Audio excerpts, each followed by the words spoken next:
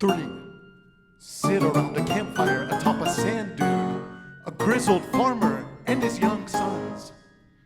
They're in a grove of ghost trees, trees which reemerge from shifting sand as pale spikes spiraling to a point.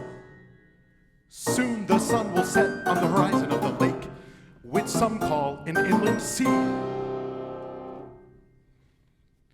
The farmer drinks from a bottle of cider and passes it to his teenage son, who drinks and passes it to his younger brother.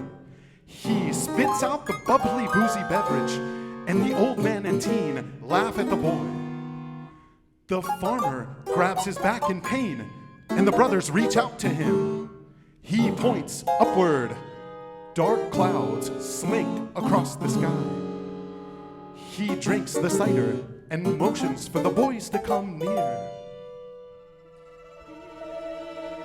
Years ago in winter, I was on my way to an ice fishing shanty on Lime Lake. The moon shone through the pines, casting shadows across my path. Sounds of ice pinged beneath me as I walked. I headed toward the glowing window of the shanty.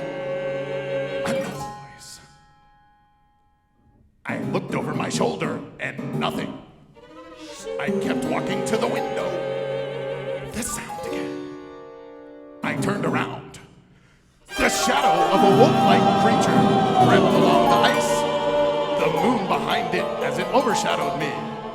I took to run, but slipped on the ice. The shadow receded. And ever since, whenever a storm comes and the pressure drops, my back pain returns. Lake effect can trigger rapid fluctuations in the barometric pressure. Griping about the pressure is a pastime of the people. Some days, the whole town feels it. Teachers will tell you that on such days, the students are sluggish. In the stores, people will complain about vertigo, tight sinuses, ears that want to pop. Dark clouds continue to roll across the sky. The farmer grabs his back again. Lightning strikes. The farmer and his sons turn to face it and see a black horse-drawn carriage. The carriage rolls along the path through the sand dunes until it stops beside them. The driver, a young beaut with light skin and obsidian hair, motions toward the carriage's window, which opens to reveal a face crowned with a black top hat. The owner of the face pulls out a map and signals for the farmer to approach. Is this the way to Mender's Bay? It's a queer old map of the area, hand-drawn on parchment paper. Yes, you're headed the right way.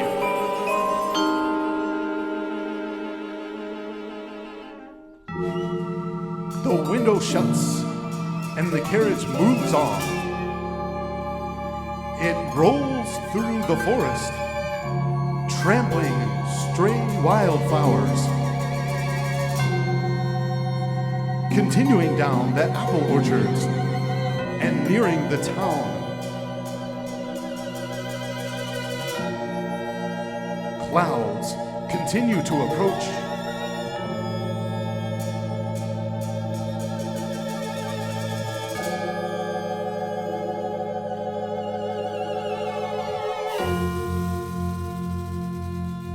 The carriage stops in front of Dogman Tavern. The tavern's mustachioed owner steps outside and pulls out a cigar cutter from his pocket.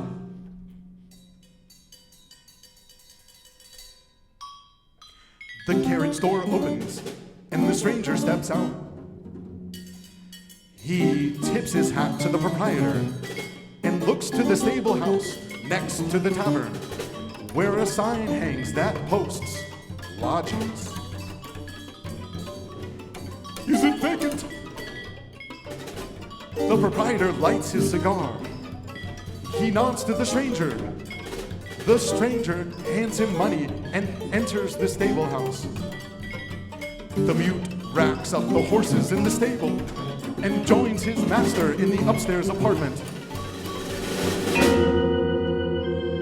Inside the tavern, the atmosphere is lively. Patrons dance to a familiar tune.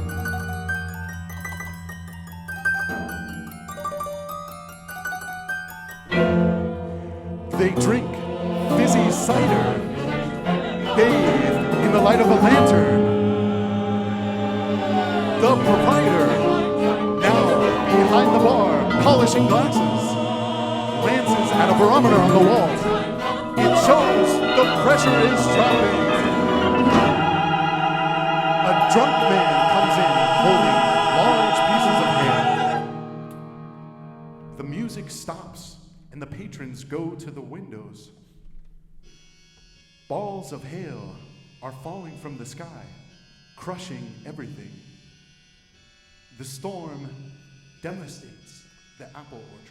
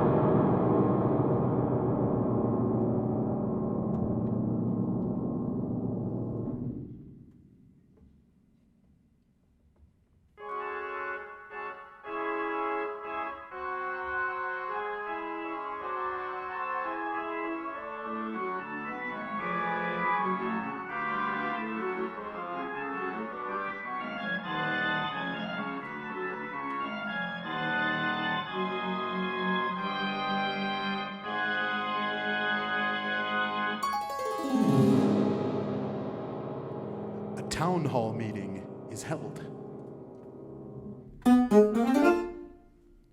Rowdy farmers and merchants jostle to speak.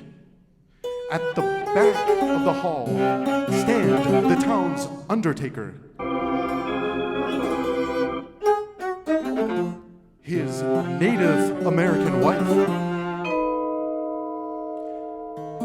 and their beautiful daughter, whose features are dark like her mother's. The doddering old mare tries to placate the desperate farmers in the crowd who hold baskets full of destroyed apples. Gentlemen, please.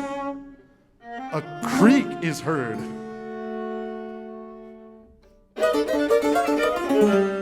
The heavy door to the town hall opens, and the stranger and the mute enter. The crowd turns to look at them. Handsome boy, thinks the girl. She and the mute make eye contact. The stranger holds up a scroll tied with a ribbon. It's his plan. Another major hailstorm is imminent. Mark my words. I can save what's left of your crop if you'll let me. The crowd murmurs. He continues. This plan in my hand belongs exclusively to the first man to bring me one coin. A single coin of any value. As for the execution of the plan and the pricing, we can discuss that at a later time. He removes his hat, revealing a mane of hair, gold as the silk of heaven's spiders. Ladies and gentlemen, fate is a fantasy, destiny a delusion. Everything can be solved, nothing can't be overcome. The undertaker's wife glares at him. Yes, everything can be solved, besides death, weather, and quackery. Some in the crowd applaud, but one apple farmer, the grizzled one with back pain, hobbles toward the stranger and offers a coin. It isn't much, yet it's worth more than her haughtiness. She didn't lose anything in the storm. On the contrary, if we all wind up poor and starve to death, she'll sell more coffins. I'd like to see what you're selling, stranger.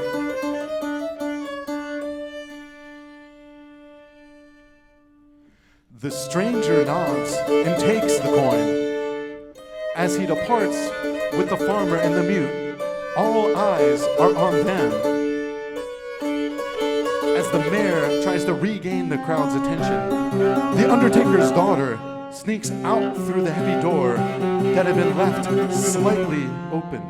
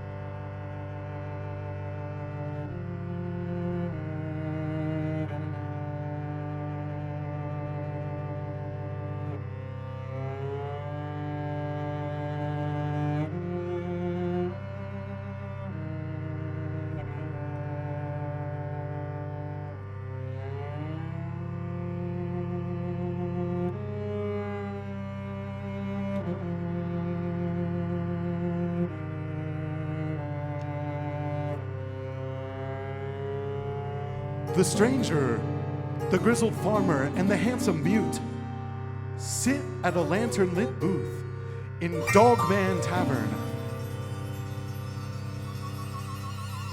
The stranger unrolls his scroll.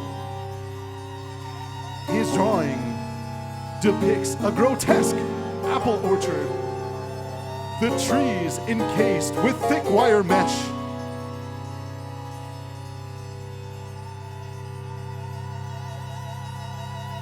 Those poor trees. They look like frightened statues. I've heard of nets to protect from the hail, but not this. Nets won't stop what's coming. Your trees need armor. I have the materials for it in my crates. How do you know what's coming? The stranger replies, if I divulge my methods, then you'd be sitting on this side of the table. The question is, do you trust me? No. So you'll provide the materials, I'll provide the labor, and I'll pay you fairly after the next hailstorm comes and my apples are spotless.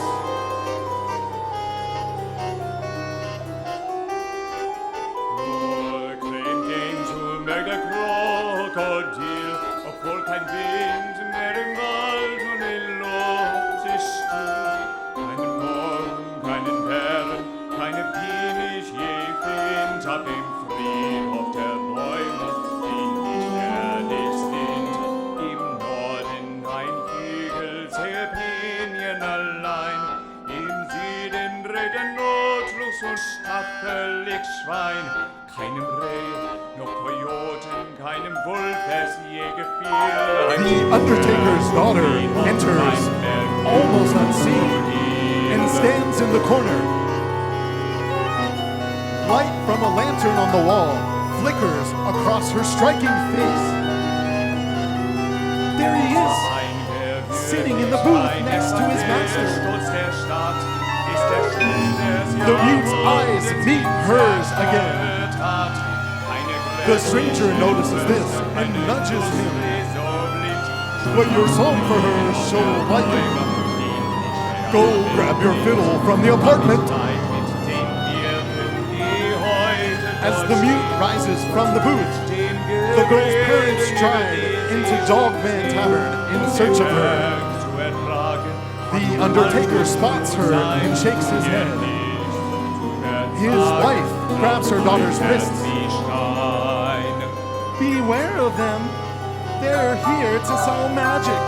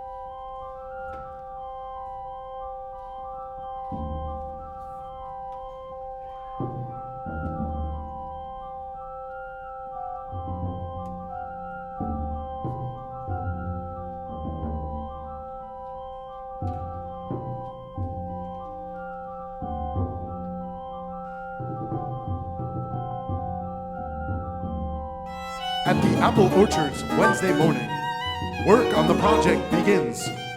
The workers carry pocket barometers to keep track of the pressure.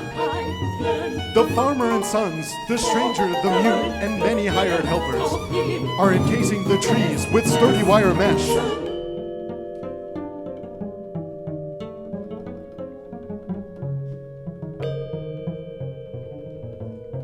As they labor, they drink cider from a barrel that was brought up from the farm's cider cellar.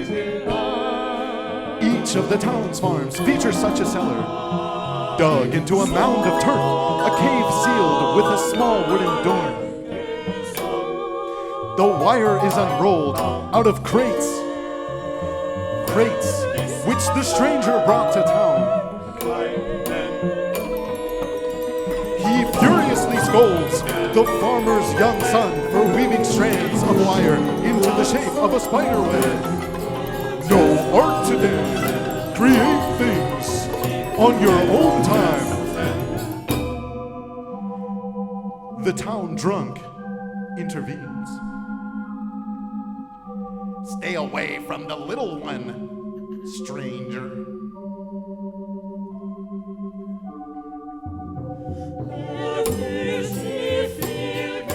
The workers encase all the trees of the orchard in wire.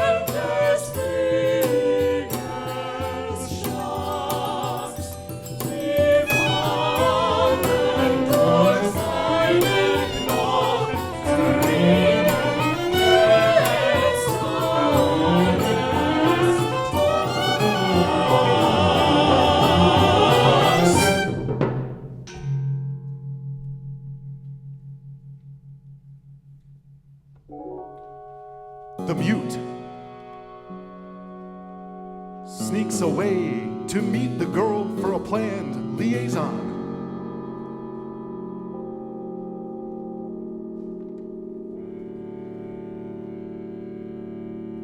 He wends his way through the ruined ancient forest of Crocodile Hill.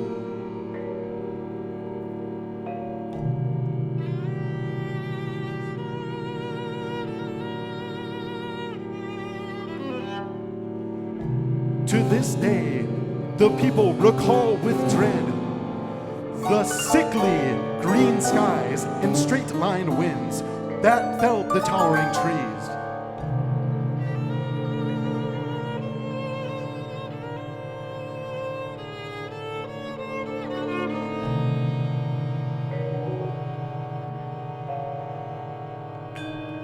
At first, they thought it was a tornado, but it was just the winds racing across the water, furious, obliterating many forests, sparing others.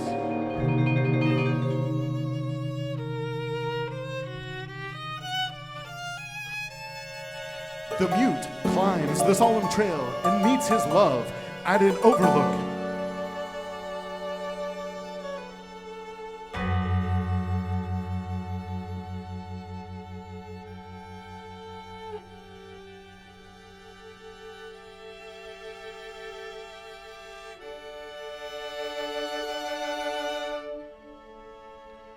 They gaze at each other near the summit. They flirt by drawing together in the girl's notebook.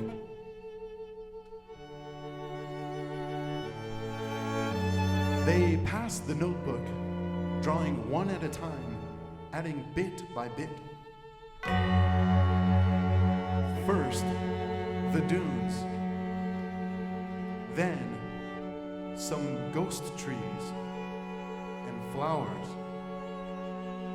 Then, the two of them sitting on a bench. And then, the mute shows her what he's just drawn.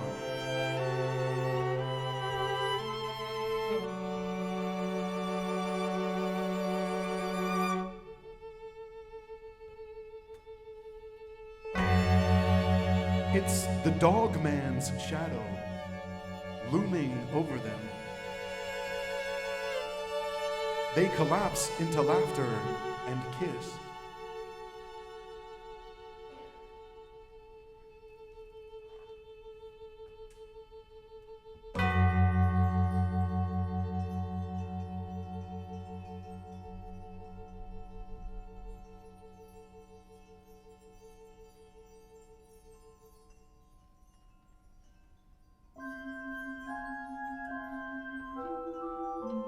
Realizing that his daughter has not returned home, the undertaker goes out in search of her.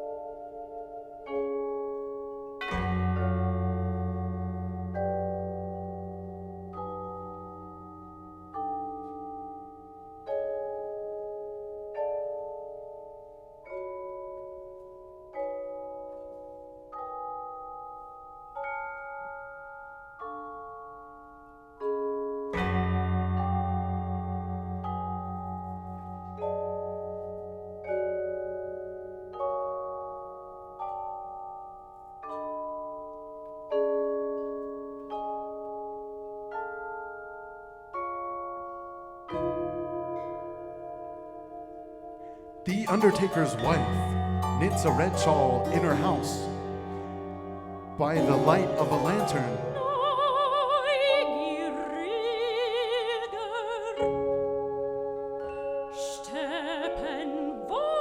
She glances at the clock on the wall.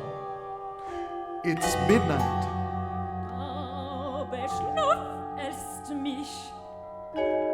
She keeps an eye on the door as she waits for her daughter and husband.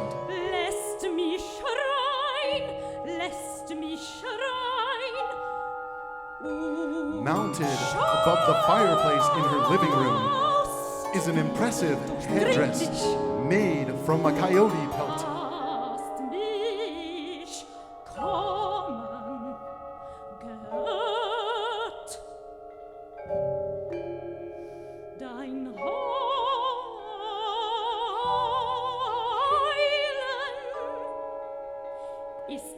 She looks at the ornate barometer on the wall. The pressure is dropping.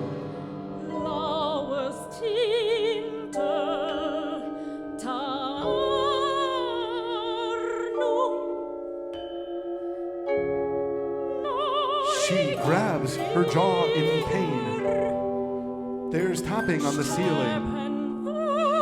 Hell.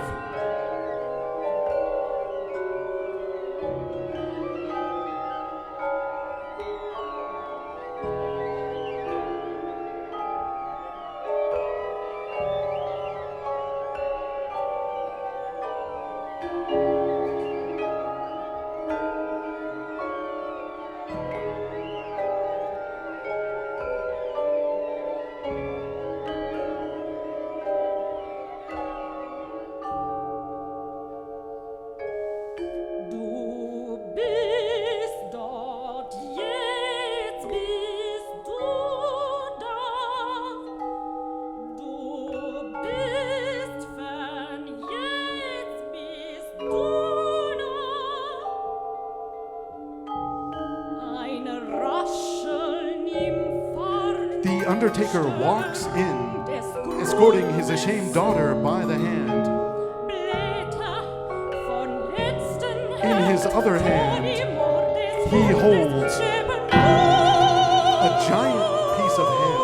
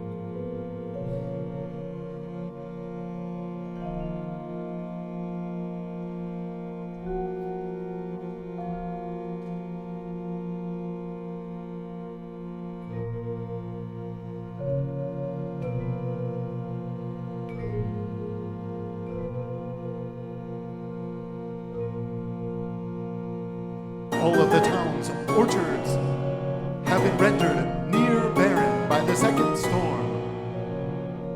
All except for the grizzled farmers. Though devastated by the first storm, his orchard still boasts many apples.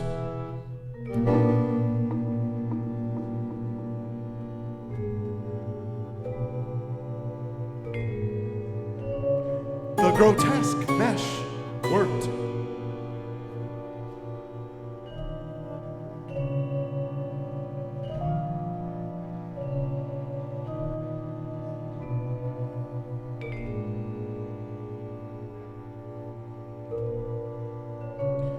He pays the stranger fairly, as promised.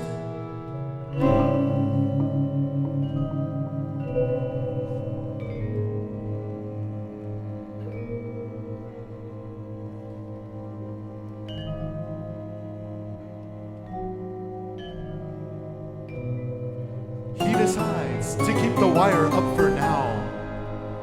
It can be adjusted as the branches grow.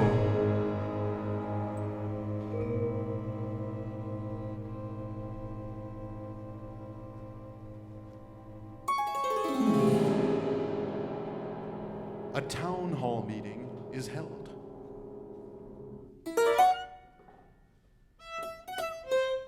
The undertaker and his family once again stand in the back of the hall. The old mayor displays nicely produced charts which convey that fur trading is up and dairy production is up. A ruined apple hits his podium. The trapper throws a skunk pelt at the fur chart. A bottle of milk slams against the milk chart. Do something. My cousin is an apple farmer. At least the stranger had an idea and it worked. Gentlemen, please. A creak is heard. The heavy door to the town hall opens, and in comes the stranger, the mute, and the grizzled farmer. The stranger carries a basket full of perfect apples and gives it to the plump milkmaid. The stranger now presents many scrolls.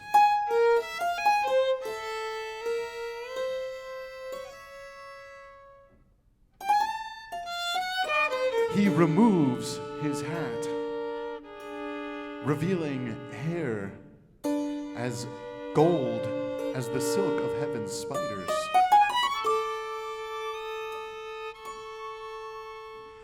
Was I wrong?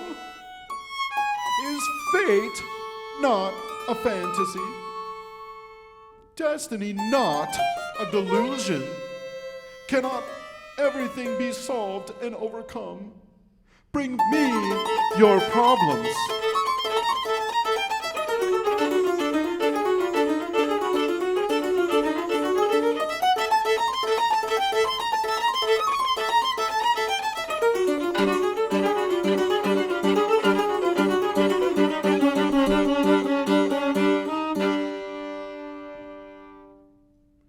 Now the town trusts the stranger and desires his services.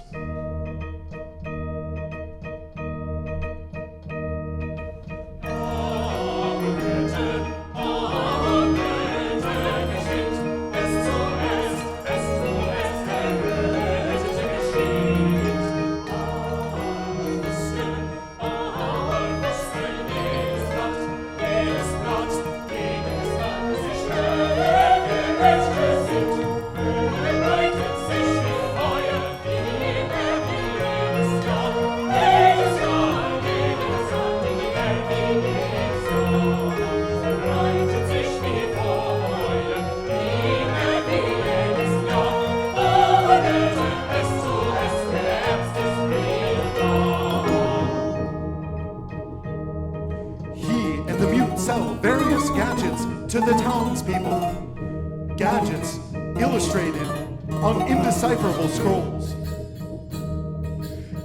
These gadgets come from the stranger's seemingly bottomless hidden crates. He goes door to door. The trapper buys a ridiculously convoluted new track, triggered by springs and gears. The dairy farmer buys a gadget for milking cows, operated by a foot pump. The tavern's proprietor buys a miniature guillotine for beheading cigars. It's supposed to improve the taste.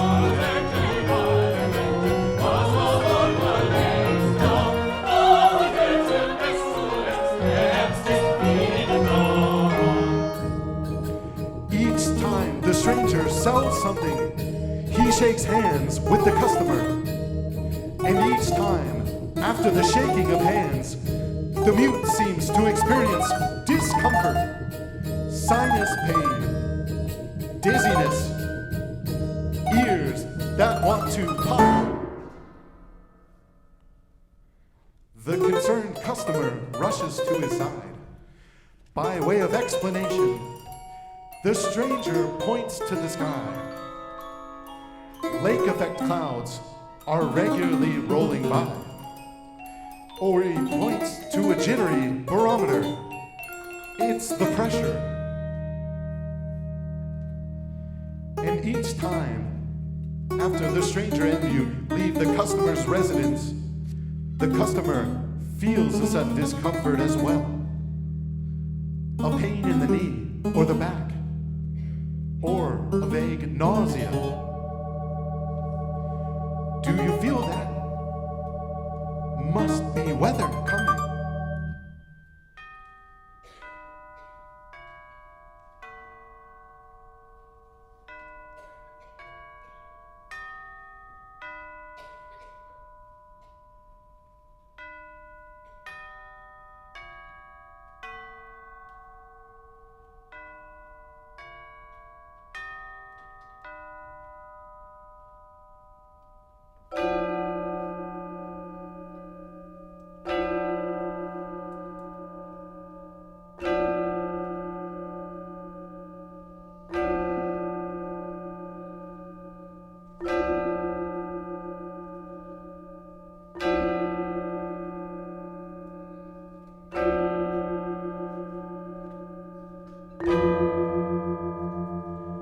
The stranger and the mute approach the door to the undertaker's house.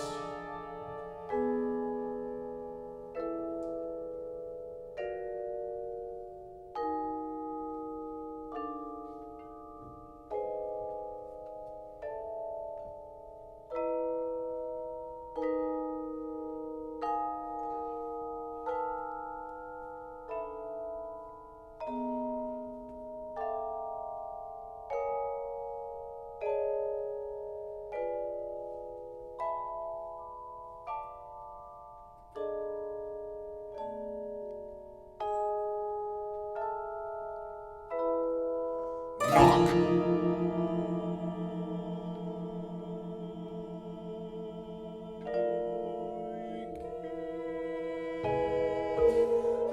The undertaker opens the door, and the stranger presents him with a scroll depicting a new way of embalming bodies involving wires and gears.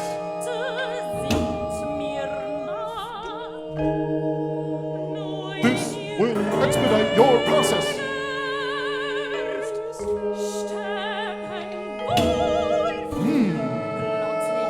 The undertaker considers the offer.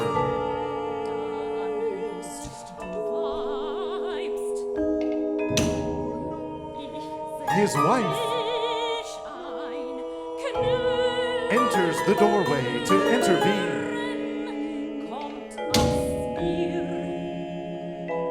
Is death, even death, non-sacred to you?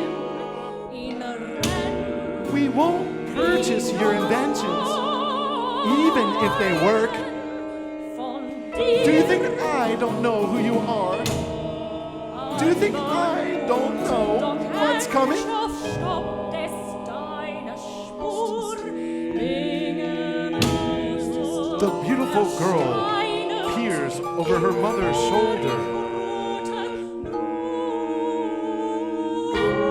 Spontaneously, the mute grabs the girl by the hand, and they run. The Undertaker's wife tries to pursue, but is paralyzed in the street by a terrible pain in her jaw. She falls. Her husband rushes to cradle her. Dark clouds are moving fast across the sky. Inside the tavern, the proprietor waits for patrons to arrive, knowing that many will come tonight, looking to alleviate their symptoms. Patrons begin to file in and order cider. They sit in anguish, hoping to find solace in their bubbly beverages. The proprietor polishes glasses and eyes the barometer. It's going wild. The clouds keep racing over the empty street of the town till the evening sky clears. But when it clears and the sky is full of piercing stars, the tavern barometer falls to the floor and shatters.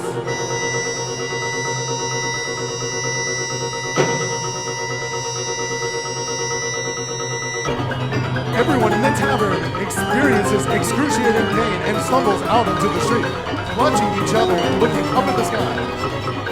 The distressed crowd envelops the mute and the Undertaker's daughter before they can reach the stable house.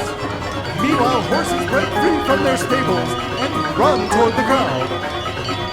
Amid the chaos, the daughter sees her father cradling her mother in the street and jerks away from the mute to join her parents. The daughter can hear people in the crowd shouting, "Let's find the stranger. He'll have a plan."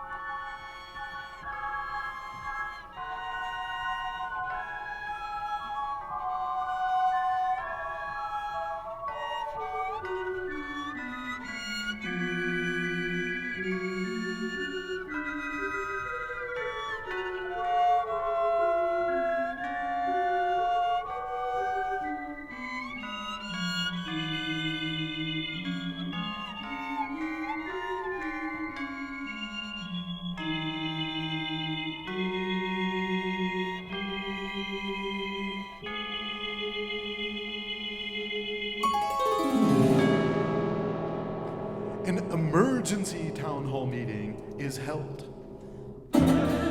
It's the third meeting since the stranger arrived. The mayor addresses the townspeople who are visibly in pain or discomfort from the gravely low pressure. Even the mayor himself is showing symptoms. He now walks with a cane. The undertaker turns to his wife, who is seated in the back with her daughter. The wife has a white cloth wrapped around her head. She's not immune. The mayor unveils a chart. It displays weather patterns, temperatures, and forecasts.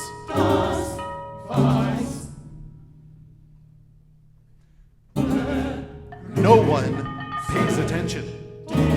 They're sighing and groaning.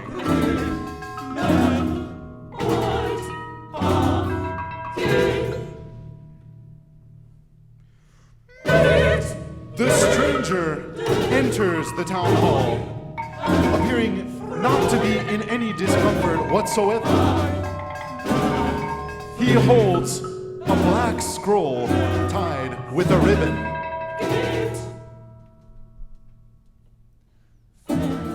He parades it down the aisle toward the mayor's podium.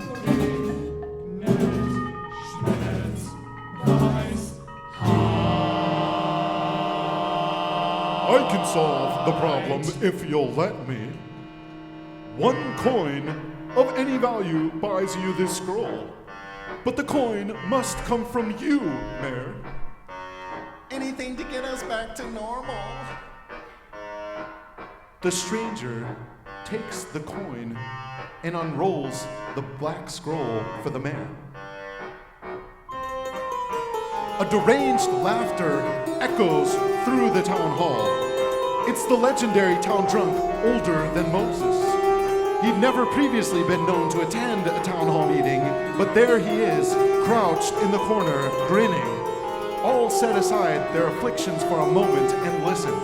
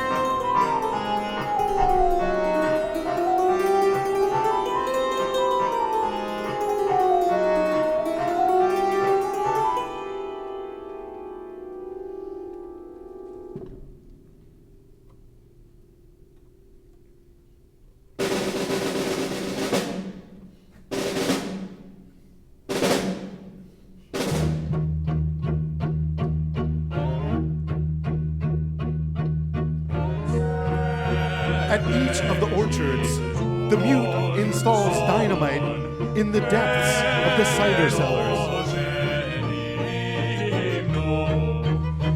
Each distressed farmer, physically hobbled by aches and pains from the pressure epidemic, ruefully pays money to the stranger for his materials and services. At the final orchard belonging to the grizzled farmer with the 2 sons, the younger son tries to stop the mute from going into the cellar.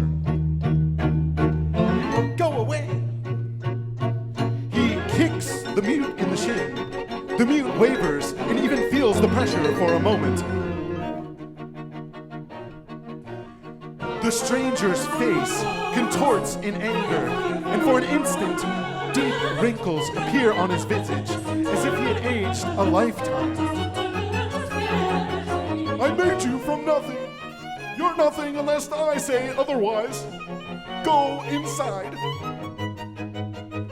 The mute enters the cellar with the dynamite.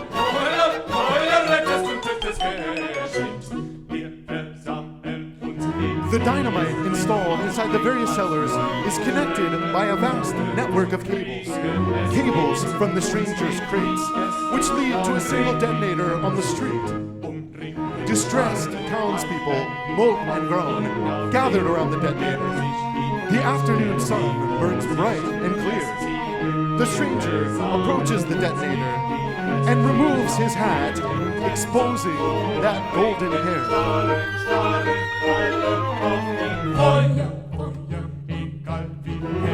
All of your problems are about to be solved. You're about to experience relief. The truest pleasure. He's interrupted by the Undertaker's wife. She steps out from the crowd, head wrapped in cloth compresses, and positions herself over the detonator. She begins to accuse the townspeople. I don't know what's happening, but I know we're responsible. And then, suddenly, she pushes down the handle.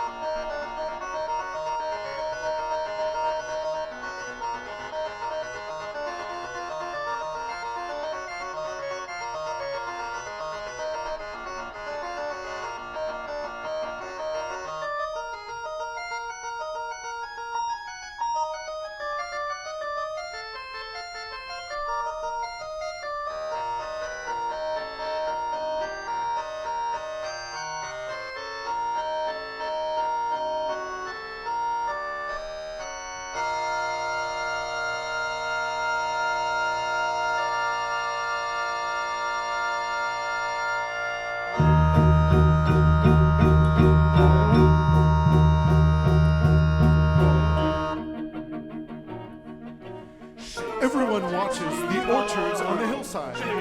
Foam, froth, bubbles burst through the doors of the cider cellars, and cider streams down the hill toward the town. Millions of bubbles rise up into the sky, and with each burst of a bubble, a townsperson experiences relief. The effervescence seems to be repressurizing the air. Headaches, backaches, and lameness fade among the crowd gathered outside the town hall. All is well, better than well. The mayor tosses away his cane and declares the evening a holiday. A festive, even orgiastic atmosphere takes hold. Teachers dance with students. Dogs yip and howl. The tavern's mustachio proprietor unclenches his arthritic fingers and lights a cigar for the first time in days. The undertaker's wife removes the cloth that had been tied around her head. She attempts to take her daughter by the arm and lead her home, but the daughter pulls away, eager to join in the festivities and reunite with the mute. The undertaker persuades his reluctant wife to leave with him. It's time to go home. Let them be. Let them have some fun. The town frolics. Cider from the exploded cellars flows down the hill and begins to flood the town square. People dance in the cider at their feet as the level of the bubbly beverage steadily rises and soon covers their ankles. They drink with hands and mouths from the cider surrounding them. The trapper tickles the milkmaid, and the mayor gropes the plump dairy farmer. The undertaker's daughter and the mute find each other in the crowd and kiss. Don't leave us. Stay with me. Of course, the stranger is nowhere to be found. The grizzled farmer, with a mischievous look in his eye, whispers something to his sons. The brothers scamper up the hill to their wiry farm. The people are now knee-deep in the cider. Those who can play music scrounge together instruments and perform on the street for the crowd of revelers. The mute breaks from his lover to retrieve his fiddle and joins the ensemble. She's never heard him play before. People dance and dance as though under a spell, splashing in the almost waist-deep cider. A humongous shadow slinks across the landscape and creeps toward the revelers dancing in the cider. Someone notices the monster on the hill and screams. Everyone turns and stares in terror at the figure. A stampede ensues. A frenzy.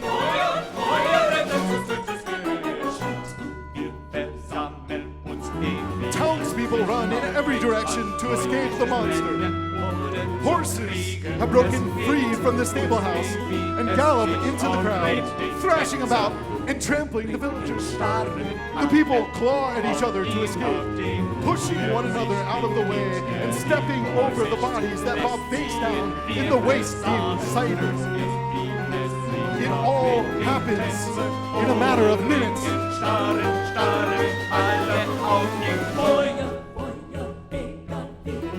The only figures who remain are Dogman and the mute who stands trembling.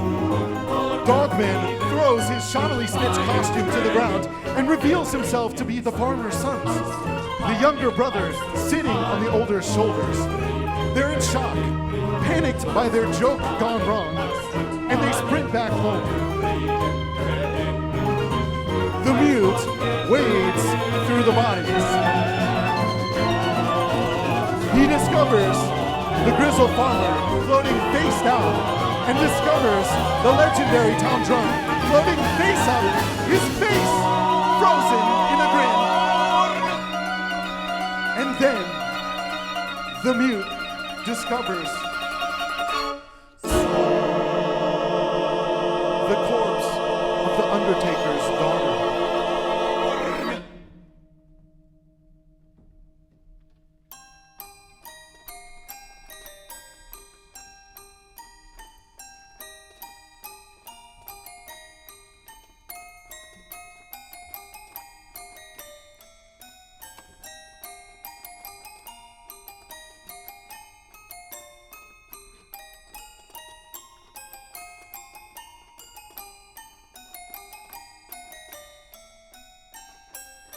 The mute carries the girl in his arms to the doorstep of the undertaker's house, sets her down, knocks on the door, and leaves. The undertaker opens the door and shakes his head. He collapses on his dead daughter.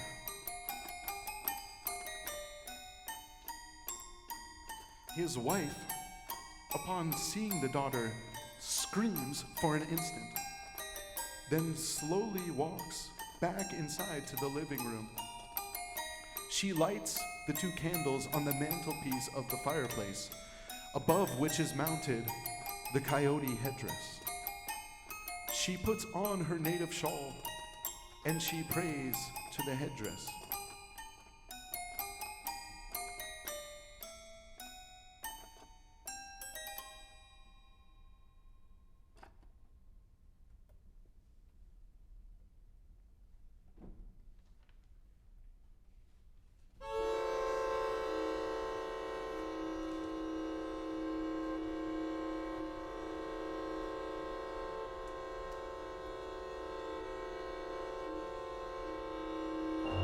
At the foot of the hill leading up to the dune summit, the stranger waits outside his black horse-drawn carriage. The mute wanders through the flooded street toward his master.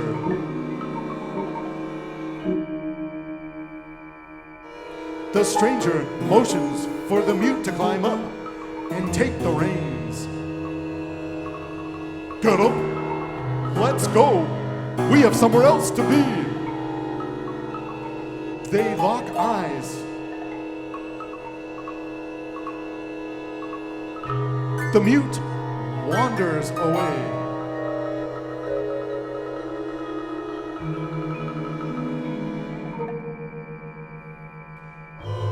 Louse. Barnacle. Do you comprehend your decision? The mute pauses and keeps walking back toward the town, away from the stranger.